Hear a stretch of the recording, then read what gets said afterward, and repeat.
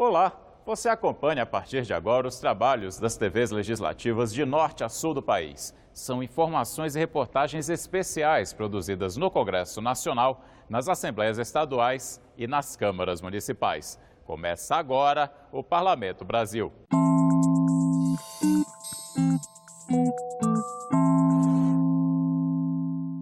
Estimativas apontam que 13 milhões de brasileiros têm alguma doença rara. Muitas delas causam sérias limitações aos portadores. Nesta reportagem da TV Assembleia de Santa Catarina, você vai ver a importância da educação para proporcionar mais qualidade de vida às pessoas que vivem com doenças raras. Quem vê o Mário assim, fazendo coisas simples do dia a dia, não imagina o esforço que ele tem que fazer. O simples fato de conversar e manter os olhos abertos é um verdadeiro desafio. Mário é portador de uma doença rara, pouco conhecida e com tratamento apenas paliativo: a distonia orofacial, mandibular e cervical. Além do movimento involuntário, além de eu ter como se fosse uma cegueira funcional, porque eu não consigo manter os olhos abertos durante muito tempo, ela causa extrema dor, porque os músculos ficam constantemente em espasmos de músculos com antagonismo entre eles, ou seja, enquanto um relaxa, o outro tensiona. Isso dá um esforço muito grande no teu organismo. A distonia é uma doença neurológica caracterizada por contrações musculares involuntárias e espasmos incontroláveis, muitas vezes repetitivos, podendo causar posturas incomuns, estranhas e dolorosas. A doença não tem cura, não existe prevenção e pode acometer pessoas de todas as idades. Mário conta que o diagnóstico demorou mais de 2 anos. Pelo menos 20 médicos e, entre erros e acertos, os remédios usados de forma incorreta foram piorando o quadro. Ninguém conhece a doença, então os remédios são por tentativa e erro. Então eu tomei muitos remédios que pioravam o quadro sem ter um diagnóstico. Em Santa Catarina não existem números sobre a incidência de doenças raras na população. A presidente da Associação Catarinense de Doenças Raras, Margarete Carreirão, destaca a importância do diagnóstico precoce para a qualidade de vida do paciente. Quando ele começa pequeno a tratar, ele tem a chance de não ter problema de cegueira, problema de audição, problema na fala, motora. Essa é a nossa missão, é o diagnóstico precoce. E nós pretendemos e sonhamos que um dia no teste do pezinho seja incluído todas as doenças raras.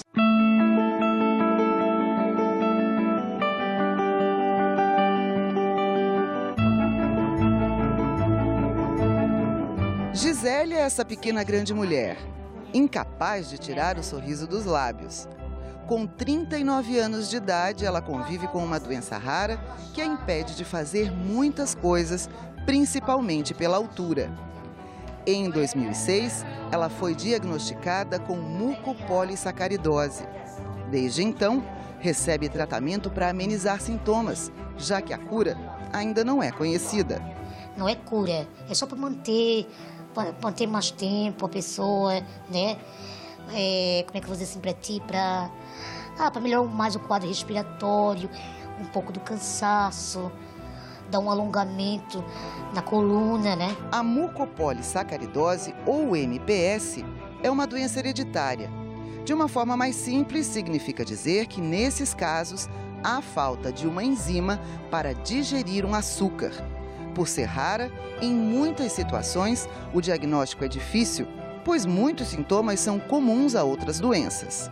Pode-se dizer que doenças raras são aquelas que afetam um pequeno número de pessoas quando comparado com a população, e são levantadas questões específicas relativas à sua raridade. Para a Organização Mundial de Saúde, doença rara é aquela que afeta até 65 pessoas a cada 100 mil indivíduos, ou seja, 1,3 para cada 2.000 pessoas. No Brasil, estima-se que 13 milhões de pessoas tenham algum tipo de doença rara. Existem de 6 a 8 mil tipos de doenças raras, em que 30% dos pacientes morrem antes dos 5 anos de idade. 75% delas afetam crianças e 80% têm origem genética. Algumas dessas doenças se manifestam a partir de infecções bacterianas ou causas virais, alérgicas e ambientais. Na Assembleia Legislativa de Santa Catarina, a Comissão de Defesa dos Direitos da Pessoa com Deficiência trabalha para capacitar profissionais que atuam nesse segmento, principalmente para facilitar o acesso à informação. Uma ação importante que pode antecipar o diagnóstico e contribuir para a melhoria da qualidade de vida dessas pessoas. Nós temos que levar ao conhecimento dessas famílias e dessas pessoas os direitos que elas têm, a facilitação de acesso aos meios de diagnóstico, de tratamento e também a promover cursos e capacitação das pessoas para saber como enfrentar o dia a dia dessas pessoas. Não existe um número preciso de doenças raras já descobertas. Enquanto a raridade aumenta e a cura parece não chegar, o otimismo pode ser uma alternativa além dos tratamentos convencionais. Eu levo a vida com alegria, porque problema todo mundo tem, né? Dificuldade todo mundo tem. O que é que não tem? Pedra no caminho existe. Mas tem também caminhos de flores, né? Eu acho que basta a gente querer, né? Cada dia que a gente renasce, a gente vai descobrindo uma coisa diferente. Por exemplo, assim, ó, se hoje eu não estou bem, mas amanhã, com a graça de Deus, estou melhor ainda.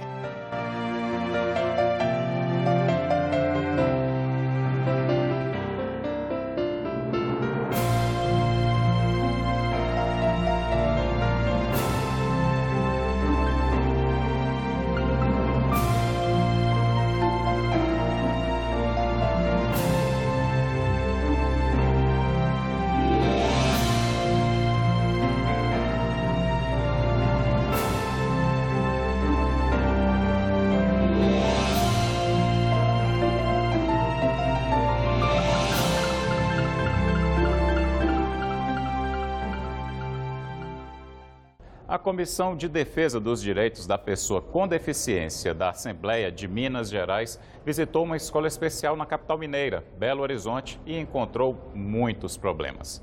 Além da falta de recursos e de infraestrutura adequada, os pais das crianças querem o retorno de atividades pedagógicas fundamentais para o desenvolvimento dos alunos. Confira na reportagem da TV Assembleia de Minas. Logo na chegada, os visitantes encontraram muito mato. Nesta sala de aula, rachaduras e infiltrações nas paredes. Os banheiros também estão em situação crítica. E os problemas não param por aí. Segundo a direção da Escola Estadual Dr. Amaro Neves, ainda faltam gás de cozinha e mantimentos para a merenda. Uma situação que preocupou integrantes da Comissão de Defesa das Pessoas com Deficiência. A instituição, que fica na região do Barreiro, trabalha exclusivamente com educação especial e atende cerca de 80 alunos com deficiência intelectual ou física. Os pais dos alunos querem ver não só os problemas de estrutura do prédio resolvidos, eles pedem a volta de oficinas de artesanato que foram interrompidas. A escola precisa do ensino médio e também precisa de oficinas para elas aprenderem a fazer tapeçarias, o desinfetante que elas aprendiam a fazer. Isso é muito importante, ocupa a mente da criança. De acordo com a Superintendência Regional de Ensino, parte dos problemas aconteceu porque a escola ficou sem direção por 3 meses. A antiga diretora foi exonerada em dezembro do ano passado e a nova tomou posse no dia 15 de março. Somente ela pode responder financeiramente pelo colégio. Com essa vacância, precisa de ter um novo diretor com a ata aprovada nos cartórios para movimentar a caixa escolar. Então, enquanto não houve a nomeação, que foi só em 15 de março, né, essa nova diretora não tem como movimentar. Então, por isso, o caixa escolar ficou parado. A nova diretora diz que a comunidade é que está ajudando a escola a se manter. Tem um grupo, né, das escolas do Barreiro, que é da mesma metropolitana, que automaticamente já se ajuda. Está precisando de arroz, está precisando de uma carne, está precisando de um leite, de um óleo. E assim que eu cheguei também, eu estou movimentando os meus amigos também. Essa escola ela está esquecida, né? E aí Para piorar a situação, a diretora foi afastada em dezembro, então está faltando esse recurso e a situação é grave e precária. No encontro com os pais, o deputado Zé Guilherme contou a experiência de ser avô de uma criança com deficiência e falou da importância de escolas especiais para esses alunos. A gente tem que vir conhecer o local, conhecer a demanda da população. Isso foi feito, demos voz à população, ouvimos o relato de cada um e esse conjunto de ações vai ser juntado num documento que a Comissão de Defesa da Pessoa com Deficiência irá levar até o governo do Estado. Para o presidente da comissão, deputado professor Wendel Mesquita, a Assembleia pode ajudar fazendo a interlocução entre essas escolas e o governo do Estado. Nós estamos com a melhor expectativa de que a escola possa progredir e melhorar, porque é muito triste, corta realmente o coração você chegar e ver que mais de 70 alunos com deficiência numa estrutura precária.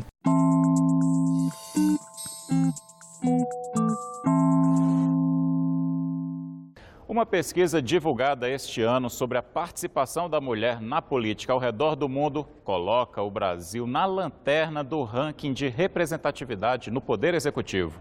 Ainda é muito pequeno o número de prefeitas e de governadoras em todo o país. Saiba mais na reportagem da TV Câmara. Com apenas 2 mulheres nomeadas pelo presidente Jair Bolsonaro, o Brasil ocupa a 167ª posição no ranking de 174 países, quando o assunto é a participação de mulheres no poder executivo.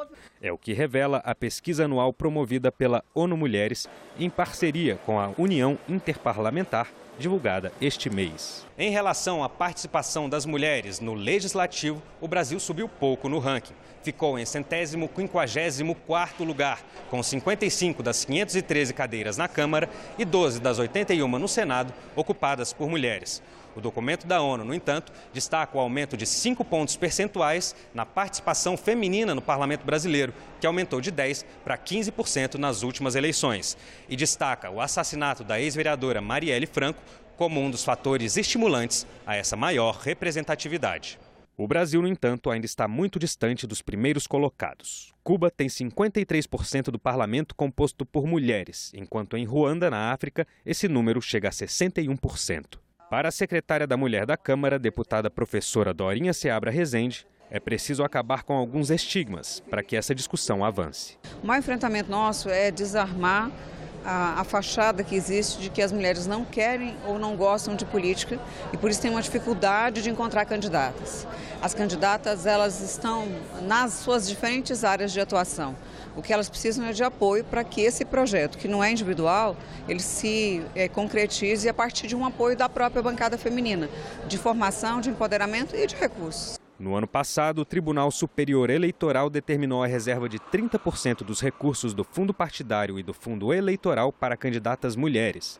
Mas a deputada Aline Sleuches, do PSL do Paraná, discorda desse entendimento. O financiamento de campanha da mulher é importante? Excelente, muito importante. Mas se nós tirássemos todo esse financiamento e utilizássemos todos esses milhões de reais em serviços públicos de qualidade, educação, saúde e tantos outros serviços, talvez estaríamos contribuindo com a sociedade muito mais do que possamos imaginar dentro de um processo eleitoral. A professora de Ciência Política da Universidade de Brasília, Flávia Biroli, defende as cotas de representatividade feminina. As cotas são um reconhecimento de que se há obstáculos para que uma população que é majoritária, as mulheres são 52% mais ou menos da população brasileira, se há obstáculos para que essa população participe dos espaços políticos, justamente os espaços em que se definem as leis, as políticas que as atingem diretamente, é preciso medidas para garantir a igualdade de participação. Esse aumento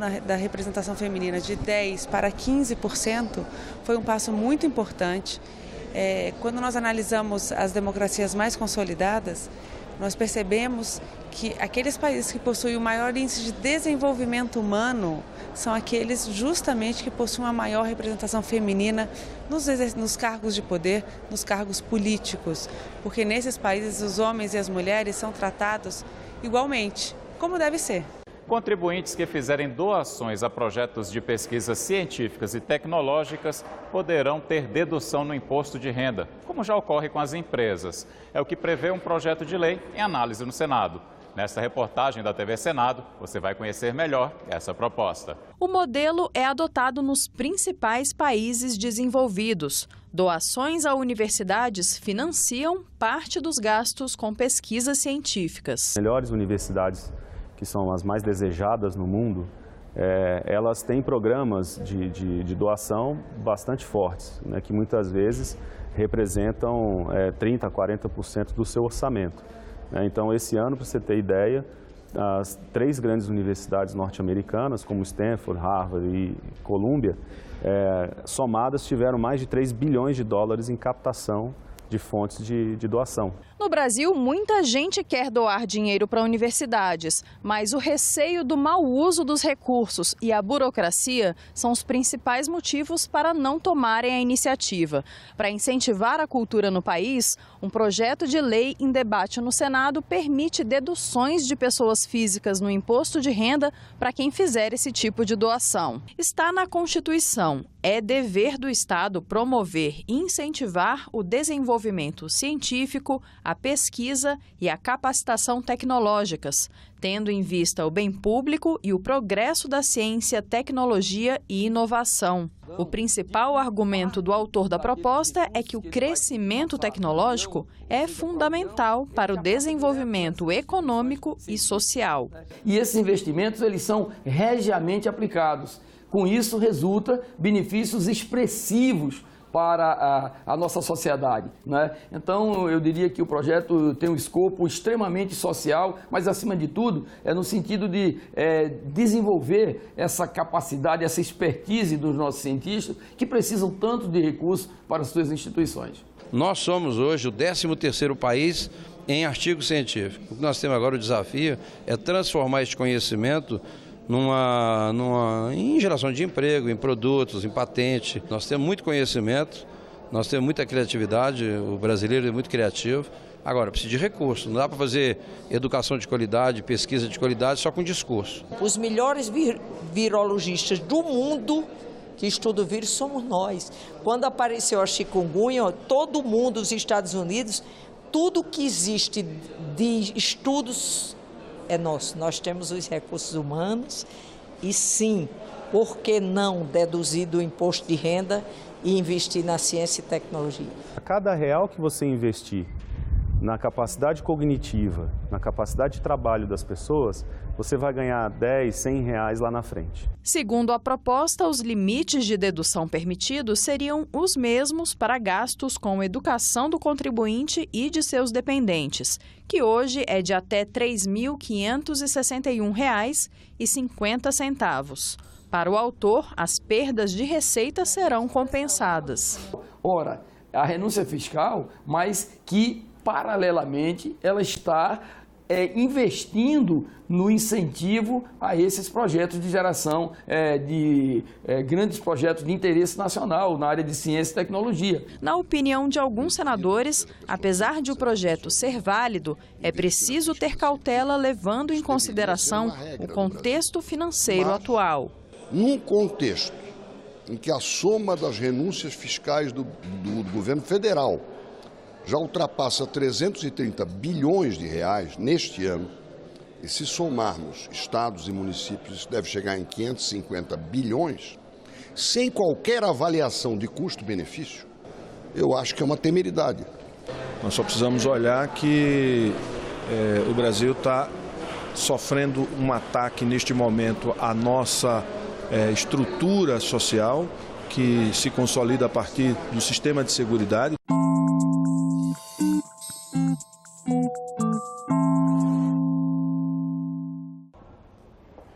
No quadro Vitrine de hoje, você vai conhecer a Batalha do Genipapo, um importante confronto pela independência do país que aconteceu no interior do Piauí, na cidade de Campo Maior, que fica a 77 quilômetros da capital Teresina.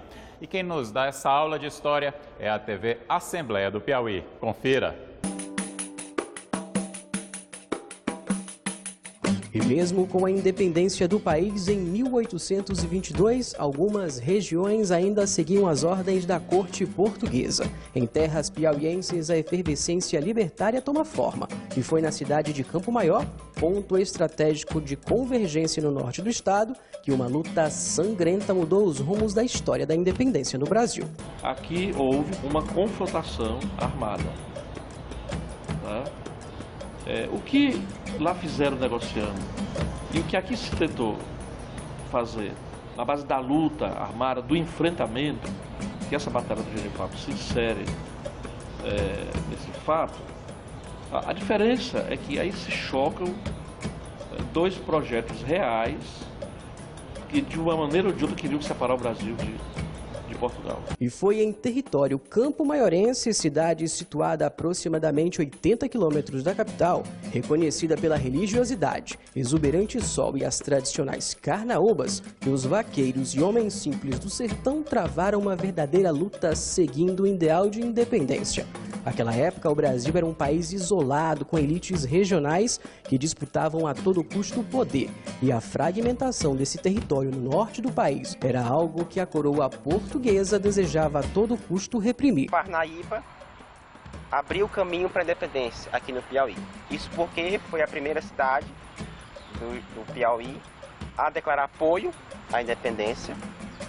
Isso no dia 19 de outubro de 1822, tanto é que essa data hoje é o dia do Piauí, oficialmente. E aí, nisso, as cortes portuguesas mandaram Fidié, que estava em Oeiras, capital do Piauí naquela época, para Parnaíba, para conter esse movimento revolucionário em Parnaíba. No caminho para voltar para Oeiras, ele já sabia que Campo Maior também já estava tendo essa efervescência. E aí tinha como objetivo também conter esse movimento aqui em Campo Maior. O embate foi brutal, em um confronto corpo a corpo e marcado por cenas de extrema violência. De um lado, gente com foices e facões. Do outro, tropas bem armadas e acostumadas às táticas de guerra. Tudo sob o comando do Major Fidié. E no palco da luta heróica e patriótica foi construído um monumento dedicado à preservação da memória da independência. O espaço tem construção inspirada na capital federal Brasília. Nas paredes, a história da batalha em placas e telas. No espaço também foi criado um museu onde são expostas desde as armas a objetos de identificação com a cidade, como santos, oratórios e objetos típicos do sertanejo, como o gibão ou o chapéu de couro.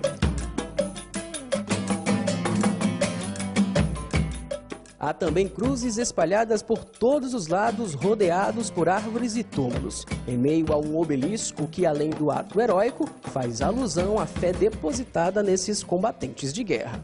Aqui estão sepultados verdadeiros heróis anônimos, gente que pegou em foice, faca, facão, material rudimentar em nome da independência. Há dados que destacam que as baixas foram de 200 pessoas, mas há também muitos números que destacam que foram mais de 2.000 baixas nessa verdadeira chacina. Somente uma loucura patriótica para explicar a pessoa pegar num facão, num machado, numa foice, para ir encarar canhões, encarar um exército treinado, uma estratégia militar. Foi aqui, no centro da cidade, atual Praça Bonaprimo, em frente à igreja de Santo Antônio, que os manifestantes se reuniram e marcharam rumo ao rio Genipapo. Tudo para entrar para a história da independência do Brasil. Eles buscavam, aspiravam uma idealização de liberdade, por exemplo, que superasse o cativeiro. É claro que sim. É claro que o que atiçava aquelas almas era uma perspectiva de sonhar com um tempo em que eles próprios fossem livres. Ficamos por aqui. Você pode rever este ou outro programa no site da TV Senado, senado.leg.br/TV ou em nosso canal no YouTube. Muito obrigado pela companhia. Eu espero você no próximo Parlamento Brasil. Até lá!